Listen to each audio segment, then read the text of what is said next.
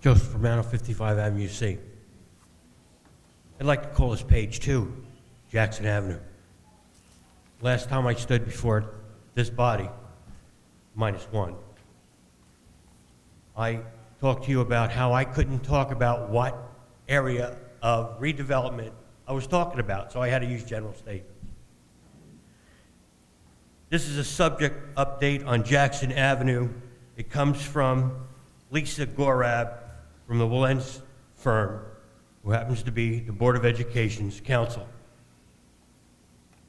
I would like to read from this statement. Dan, the business administrator, you have asked me to provide an update on the Jackson Avenue project. As you may recall, in August, I will check the date in the morning. We met with Joe Bauman, the Kaplans, the board's architect, the board's administration, to review the possible development of Jackson Avenue project. At that time, we discussed the possibility of a combined school and residential development of this site. We left the meeting with instruction to the architect and to Kaplan to develop a site schematic plan for such a development. After that meeting, the group met again to review the proposed plan of the school that was designed by the architect. The plans were dated August 15, 2007. And the group met again with the mayor regarding the information, proposed site development, and description of the proposed facility, which I do have. I drafted a description of the proposed educational facility and the benefits to the community. It was forwarded by me to the mayor, Joe Bauman, and the school administration. Joe Bauman said that he would discuss it with the mayor and that he would provide the mayor with the site plans prepared by the board's architect. Do I have to go on? It would just be fruitless.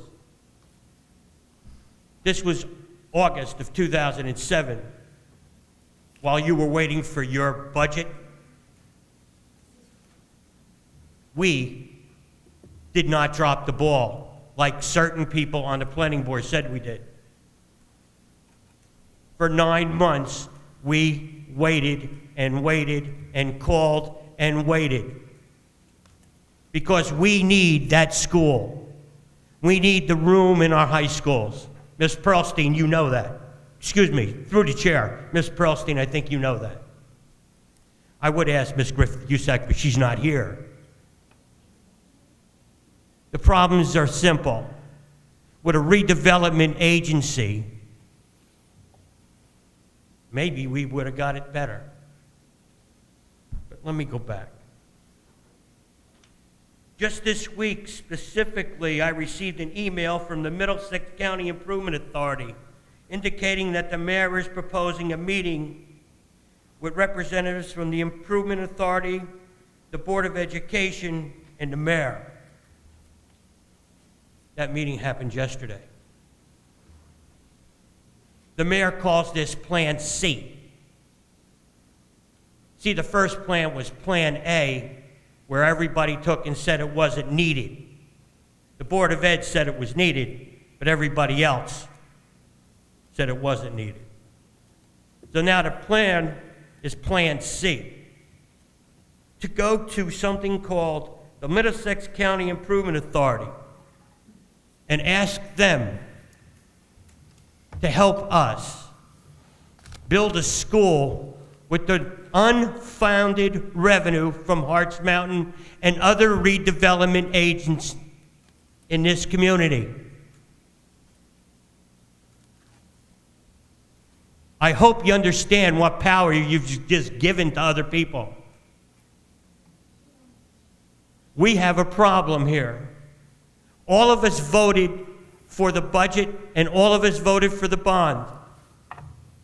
The budget passed and the bond failed. Now this is a classic end around.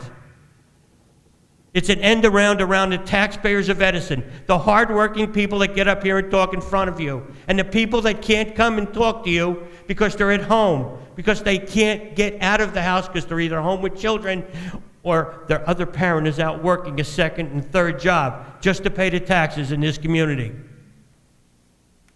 A classic end around which will cost you in excess of $50 million with no debt service to this community that you would get if you had passed a bond.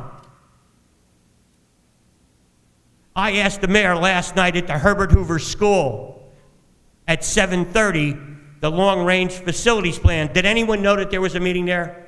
Nope. It's amazing. The mayor wanted to make sure that everybody knew. I'll come back. I apologize.